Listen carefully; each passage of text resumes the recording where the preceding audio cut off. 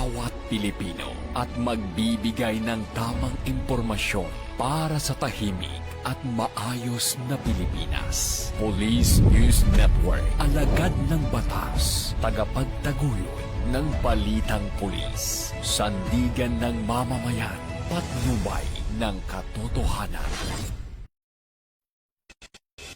La Campo Crame, maghahatid ng pinakahuling kaganapan at nagbabagang balita. Ito ang PNN Police News Network.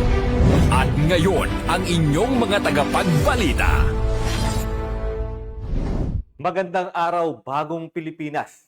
Kami ang inyong alagad ng batas, tagataguyod ng Balitang Pulis. Ako po si Patrolman Lubimir Julian, maghahatid sa inyo ng tamang balita, kwento ng pulis at serbisyo para sa mamayan, at ito ang PNP News Online, ang pangunahing balita ng Police News Network, alagad ng batas, tagataguyod ng Balitang Pulis.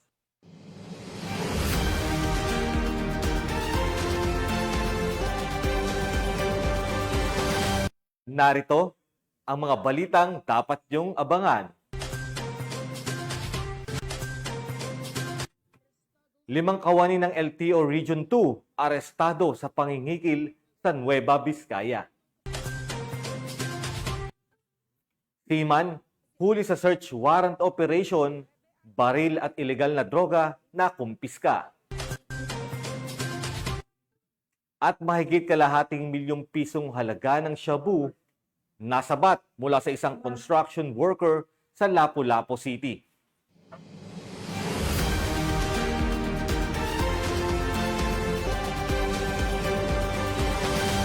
Narito ang mga balitang hatid ng ating PNN correspondents mula sa iba't ibang panig ng bansa.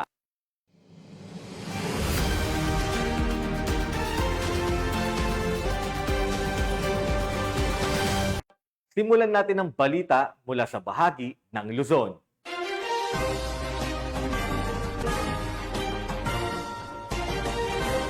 Arestado ang 25 anyos na lalaki sa bypass operation ng Rosario PNP sa Rosario, La Union.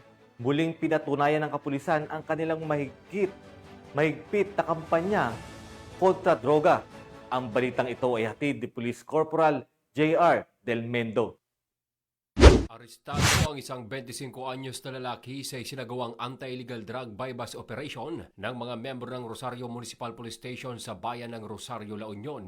Narekobre sa nasabing operasyon ang 1.6 grams ng hinihinalang shabu na nakapaloob sa 3 transparent plastic sachet na nagkakahalaga ng 10,800 pesos. Maliban dito, kasama rin sa mga ebidensyang nakuha ang isang peraso ng genuine 1,000 peso bill na nagsilbing buy-bust money, isang unit ng cellphone at isang lighter.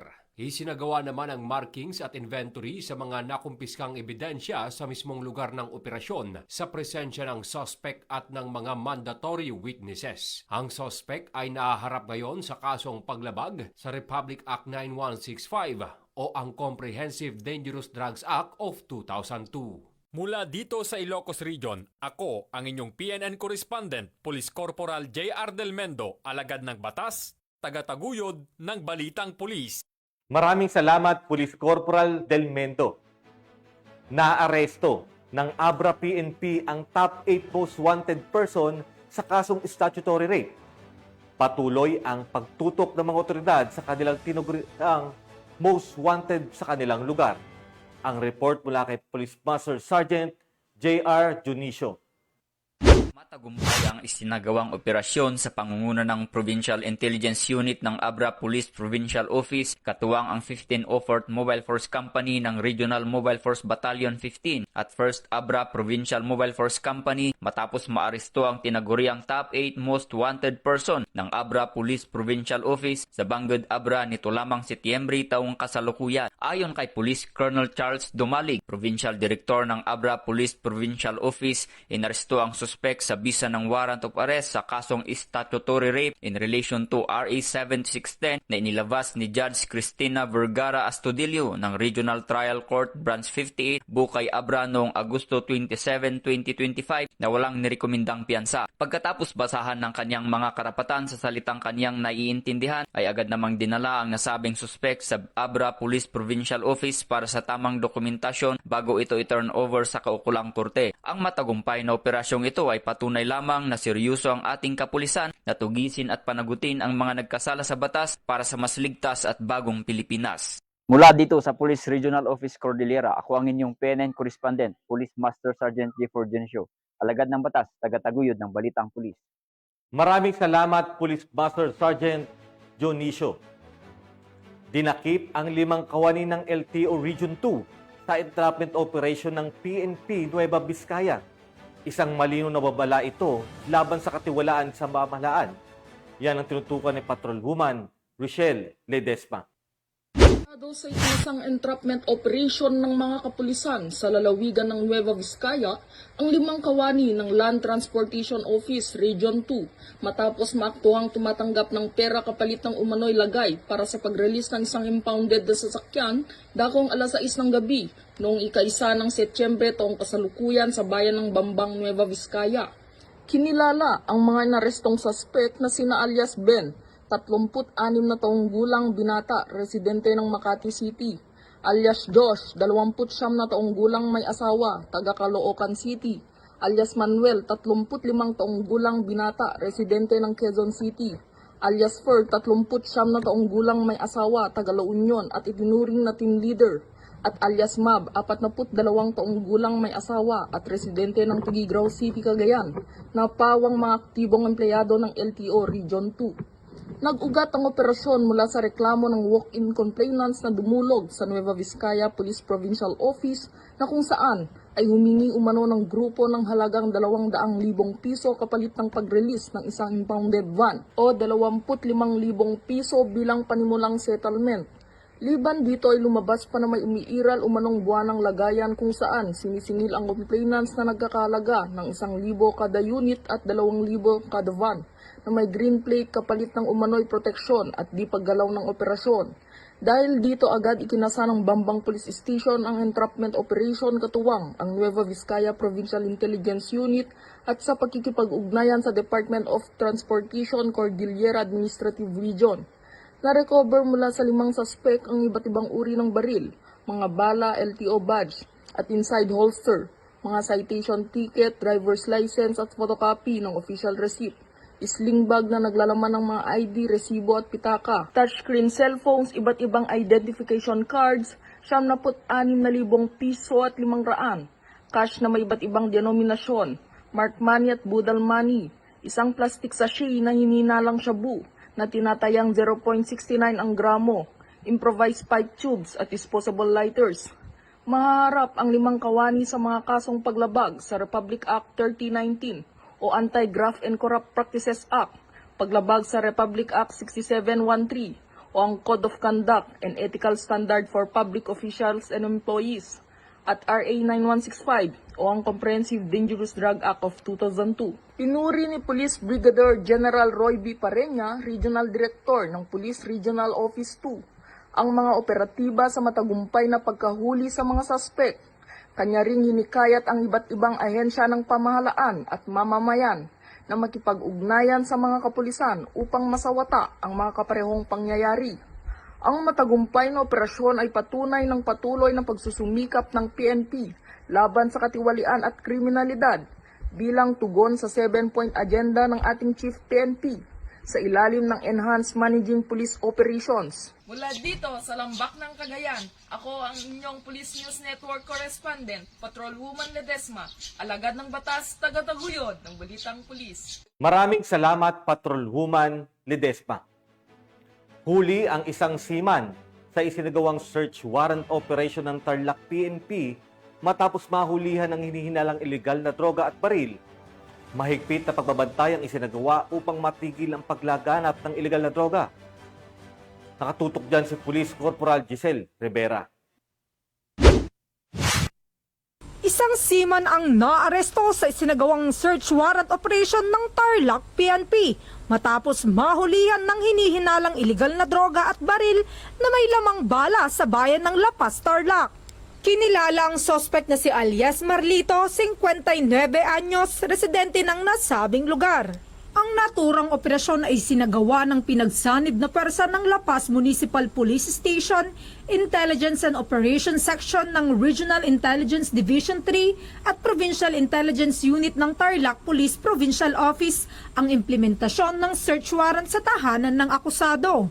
Nasamsam sa operasyon ang isang homemade caliber 22 revolver na may 5 bala, 5 sachet ng hinihinalang shabu na tumitimbang ng tinatayang 13 gramo at may halagang mahigit 88,000, 2 airgun, 5 patalim at cash na nagkakahalaga ng 21,700.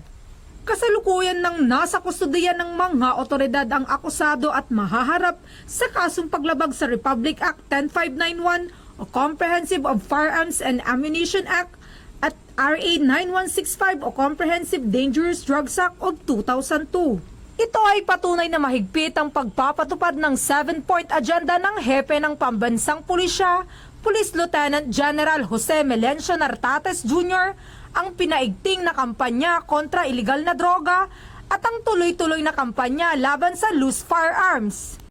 Mula dito sa Police Regional Office 3, ang inyong PNN Correspondent, Police Corporal Giselle V. Rivera, alagad ng batas, tagataguyod ng Balitang Pulis. Maraming salamat, Police Corporal Rivera. Nasabat sa bypass operation ng General Trias PNP ang isang improvised na baril at tinatayang illegal na droga. Patuloy na pinaigting ang operasyon ng krimen sa rehiyon. Ang balitang ito ay hatid ni Patrolman John Lawrence Ilagan. Ang lalaking hinihinalang tulak ng ilegal na droga sa ikinasang bypass operation ng General Trias Component City Police Station sa Barangay Manggahan, General Trias, Cavite. Kinilala ni Police Lieutenant Colonel Bismarck S. Mendoza, hepe ng naturang istasyon, ang suspect na si alias Esmigol, residente rin ng nasabing barangay. Sa koordinasyon ng Philippine Drug Enforcement Agency, matagumpay na isinagawa ng mga tauhan mula sa Warrant Section ng General Trias Police Station ang operasyon na nagresulta sa pagkakaaresto ng suspect, kabilang sa mga nakumpiskang ebidensya ang 3 heat-sealed transparent plastic sachet na naglalaman ng hinihinalang shabu, isang improvised na baril na walang serial number at 3 pirasong bala ng caliber 38. Ang mga nakumpiskang droga ay dadalhin sa Provincial Forensic Unit sa Imus City para sa laboratory examination, habang ang baril at mga bala ay isa sa ilalim naman sa ballistic examination. Inihahanda na rin ang mga kaukulang dokumento para sa isasagawang inquest proceeding sa tanggapan ng City Prosecutor, samantala ang suspect ay maharap sa kasong paglabag sa Republic Act 9165 o Comprehensive Dangerous Drugs Act of 2002 at Republic Act 10591 o Comprehensive Firearms and Ammunition Regulation Act. Mula dito sa Calabarzon, ako ang inyong PNN Correspondent, Patrolman John Lawrence B. Ilagan, alagad ng batas, tagataguyod ng Balitang Pulis. Maraming salamat, Patrolman Ilagan. Arestado ang 8 katao sa iligal na pagtatapon ng basura sa bayan ng San Andres, Catanduanes. Magbabalita dyan si Police Staff Sergeant Tadeos Quintana. 8 katao ang naaresto matapos maaktuhan sa iligal na pagtatapon ng basura gamit ang isang truck sa boundary ng Barangay Bislig at Barangay Codon, San Andres, Catanduanes, bandang alas 10 ng umaga nito lamang Setyembre 1 taong kasalukuyan. Sa ilalim ng pamumuno ni Police Major Francis Tabo, ni First Chief of Police ng San Andres NPS, agad na nagsagawa ng investigasyon ang mga kapulisan at nagsuri ng CCTV footage upang matukoy ang may-ari ng truck. Dakong alas 5 ng hapon, sa tulong ng mga residente, isinagawa ang hot pursuit operation na nagresulta sa pagkakadakip ng mga sospek. Ang mga naaresto ay naharap sa paglabag sa Republic Act No. 9003 o Ecological Solid Waste Management Act of 2000 at sa mga lokal na ordinansa kaugnay sa tamang pagtatapon ng basura. Hinihikayat ng San Andres PNP ang publiko na maging mapagmatsyag at responsable sa pagtatapon ng basura upang mapanatili ang kalinisan at kaayusan sa bayan. Mula dito sa probinsya ng Catanduanes, ang The Happy Island ng Kabikolan. Ako ang inyong PNN correspondent, Police Staff Sergeant Quintana, alagad ng batas, tagataguyod ng Balitang Pulis. Maraming salamat, Police Staff Sergeant Quintana. Tunghayan naman natin ang mga balita mula sa Visayas.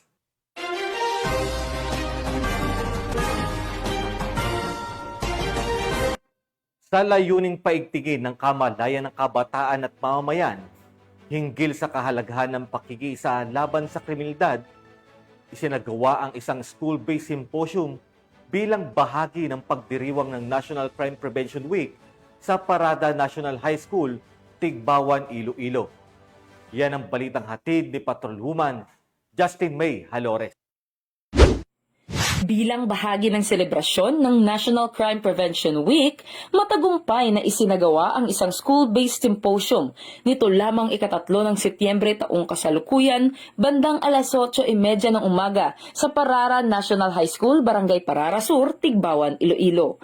Pinangunahan ito ng mga tauhan ng Tigbawan Municipal Police Station sa pamumuno ni PSMS Amy Jerlyn Acevedo, WCPD PNCO at PMSG Pelagio Rivas Jr., PICAD PNCO, sa ilalim ng superbisyon ni Police Captain Alfred Mansoy, Officer in Charge. Katuwang nila sa nasabing gawain ang mga guro ng paaralan, kasama sina Regional Police Community Affairs and Development Unit 6 Personnel Patrolwoman Riza Valencia, Faith-Based Leader Pastor Aniceto Villanueva, at Tigbawan DSWDO Social Welfare Assistant Sharon Gay Teranya. Ang symposium ay may temang pinalakas na pamahalaang lokal para sa ligtas na pamayanan, pagpapatibay ng mga programa sa pag-iwas sa krimen sa ilalim ng CSOP. Lumahok dito ang humigit kumulang 80 mag-aaral mula sa grade 11 at grade 12 na naging aktibong kalahok sa mga talakayan. Tinalakay sa pagtitipon ang mga mahahalagang paksa tulad ng crime prevention, kampanya laban sa iligal na droga, anti-bullying law, maagang pagbubuntis at kahalagahan ng espiritual na gabay kaugnay ng 7-point agenda ng ama ng pambansang pulisya na si Chief PNP Police Lieutenant General Jose Melencio C. Nartates Jr. Nagbahagi rin ng IEC materials upang higit na mapalawak ang kaalaman at kamalayan ng mga kabataan hinggil sa kaligtasan. Itinatampok ng inisyatibang ito ang kahalagahan ng matibay na ugnayan sa pagitan ng pulisya at komunidad sa pamamagitan ng edukasyon at pagbibigay kaalaman. Ipinapakita rin ito ang patuloy na pangako ng pamahalaan na itaguyod ang kaligtasan at responsableng pamumuhay ng mga kabataan tungo sa mas ligtas at mas maunlad na bayan. So, good morning. Ang Parara National High School is lucky enough that the National Police in our municipality conducted this heart-to-heart talk about the Crime Prevention Week regarding the celebration that they have. Importante na ano ang mga bata, the learners that we have, so that they will be able to know what will be the effects of this using illegal drugs, and that can ruin their lives, and also they have a dark future later on. So it is very important to have this, and they will have get some information. They will be informed about the effects of using illegal drugs, and also joining the group of that having that activities of terrorism in the community. Mula rito sa Police Regional Office 6, ako ang inyong PNN correspondent Patrolwoman Justin May Halores, alagad ng batas, tagataguyod ng Balitang Pulis. Maraming salamat, Patrolwoman Halores. Nakumpiska ang baril at tinatayang kalahating milyong pisong halaga ng shabu mula sa isang construction worker sa isinagawang bypass operation ng PNP sa Lapu-Lapu City. Nakatutok dyan si Patrolwoman Annalyn Canoog. Sa mga mga kapulisan ang isang baril at 510k na halaga na pinaghihinalaang shabu sa isang construction worker sa ikinasang bypass operation sa barangay Marigondon, Lapu-Lapu City, Cebu noong 2 ng Setyembre sa taong kasalukuyan. Kinilala ni Police Colonel Dayan Agustin, City Director ng Lapu-Lapu City Police Station, ang suspect na si alias Aloy, 29 anyos, high-value individual, isang construction worker at residente ng barangay Agus, Lapu-Lapu City, Cebu. Bana alas 10:42 ng gabi ng kinasang naturong operasyon na humantong sa pagkakadakip sa suspect at pagkasabat ng 15 pakete ng hinalang shabu na may kabuuang timbang na 75 na gramo at may natayang halaga na 510,000 pesos, bypass money at sling bag. Kasama din sa mga nakuwang ebidensya ang isang .45 caliber na baril na may lamang 7 bala at isang extra magazine na may 6 na bala. Kasong paglabag sa Section 511 na Article 2 ng RA 9165 o ang Comprehensive Dangerous Drugs Act of 2002 at RA 10591 o Comprehensive Firearms and Ammunition Regulation Act ang kaharapin ng suspects na kasalukuyan nakadetain sa nasabing himpilan. Ang tagumpay na ito ay patunay ng ating masinsinang kampanya laban sa ipinagbabawal na droga at iligal na armas. Hindi natin papayagan na sirain ng droga at karahasan ang kinabukasan ng ating kabataan at katahimikan ng ating lungsod.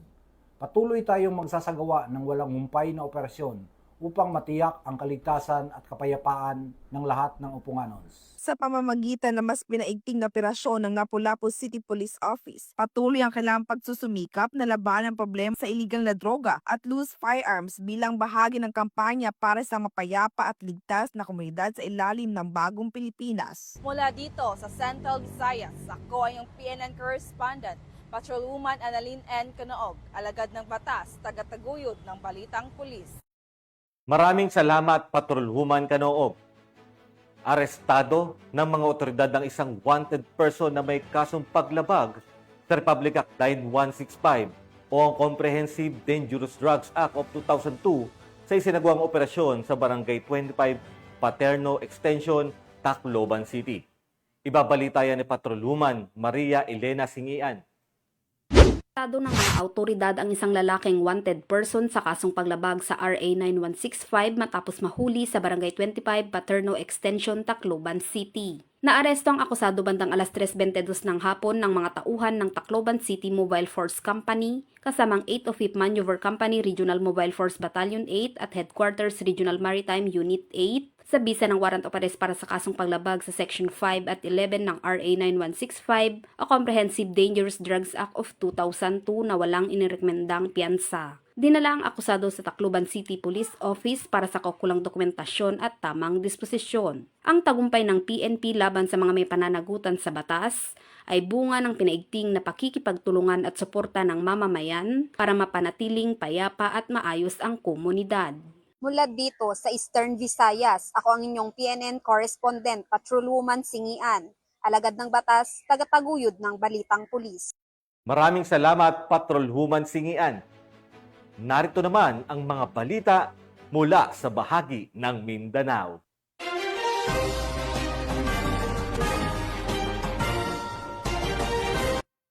Bumagsak sa kamay ng mga otoridad ang top 1 most wanted person sa lalawigan ng matapos itong ang matagumpay na operasyon ng kapulisan.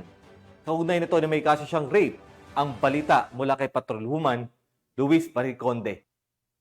Arestado ang top 1 most wanted person sa isinagawang manhunt operation ng Naval MPS, Biliran PPO-PIO at Tukuran Municipal Police Station, Zamboanga del Sur, bandang alas 3 ng hapon nito lamang ika-3 ng Setyembre taong kasalukuyan. Kinilala ni Police Major Sherwin Amando L. Machete, acting COP ng Naval MPS, ang suspect na si alias Yanyan, 41 anyos, may asawa, ice cream vendor at residente ng Villa Consuelo, Naval, Biliran. Mahaharap ang suspect sa kasong rape sa ilalim ng Article 266-A ng RPC at Criminal Case Number 16773-2K23 na inihain ni Honorable Cholin May Ruiz Bonbon, Acting Presiding Judge, Branch 22 RTC, Pagadian City, Zamboanga del Sur, noong March 8, 2023 na walang inirekomendang piyansa. Kasalukuyang nasa kustudiya na ng Naval Municipal Police Station ang suspect para sa maayos na dokumentasyon at tamang disposisyon. Patuloy na paiigtingin ng PNP ang pagpapatupad ng batas upang makamit ang mapayapa, maayos at ligtas na bansa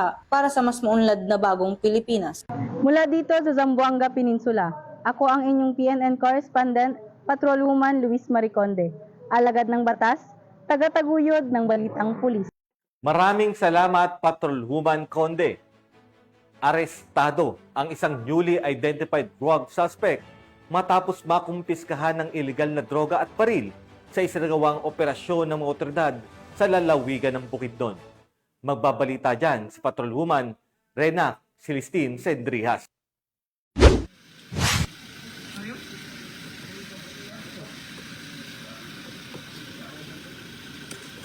Tinatayang nasa 104,720 pesos halaga ng shabu ang nakumpiska sa buy-bust operation ng mga operatiba ng Regional Police Drug Enforcement Unit 10, Philippine Drug Enforcement Agency 10, Bukidnon Provincial Intelligence Unit at mga kapulisan ng Valencia City Police Station sa Barangay Lumbo, Valencia City, Bukidnon nito lamang ika-3 ng Setyembre taong kasalukuyan. Ayon kay Police Lieutenant Colonel Brian M. Panganiban, officer in charge ng Valencia City Police Station, kinilala ang suspect na si alias Pido, lalaki, 44 anyos, may live-in partner, isang mekaniko at residente ng nasabing lugar.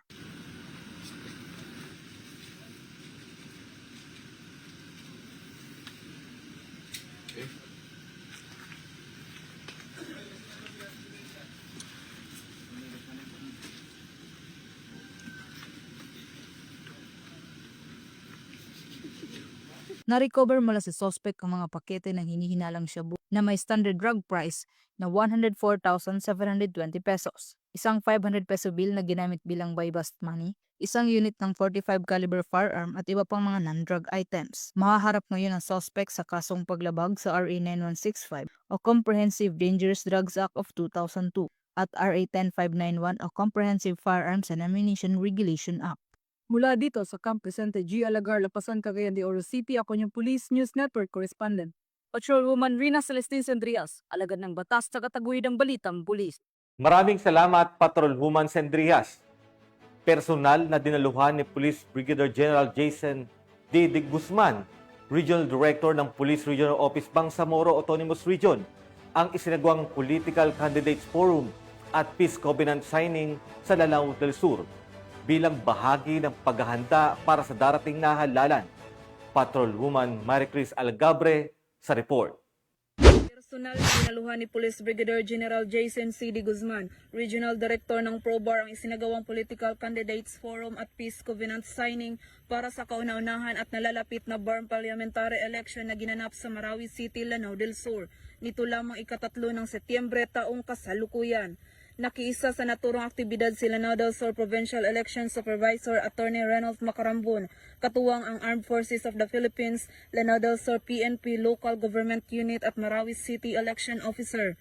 Dumalo din sa forum ang mga tumatakbong kandidato para sa lokal na posisyon, mga leader ng komunidad at mga kinatawan mula sa iba't ibang sektor. Bahagi ng programa ang paglagda ng Peace Covenant kung saan nangako ang mga kandidato na magpapanatili ng kapayapaan, igagalang ang resulta ng eleksyon at iiwas sa paggamit ng karahasan o pananakot laban sa kanilang mga kalaban sa politika upang may taguyod ang mapayapa at maayos na halalan sa darating na eleksyon sa rehiyon.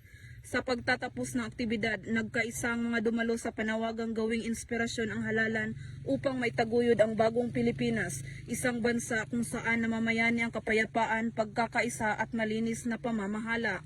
Mula rito sa Rio ng Bangsamoro, ako ang inyong PNN Correspondent, Patrolwoman Maricris Algabre, alagad ng batas, tagataguyod ng balitang pulis.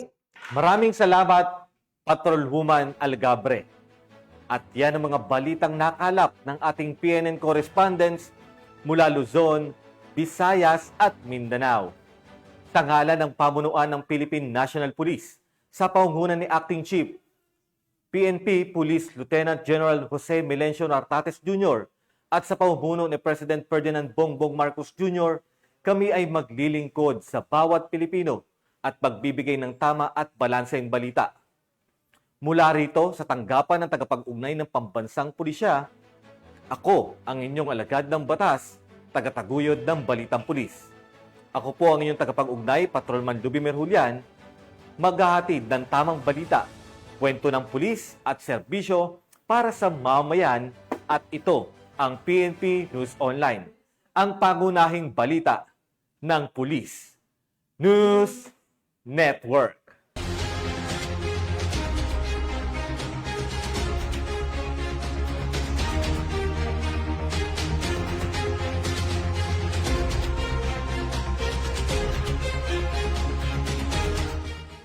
Police News Network, alagad ng batas, tagapagtaguyod ng balitang pulis.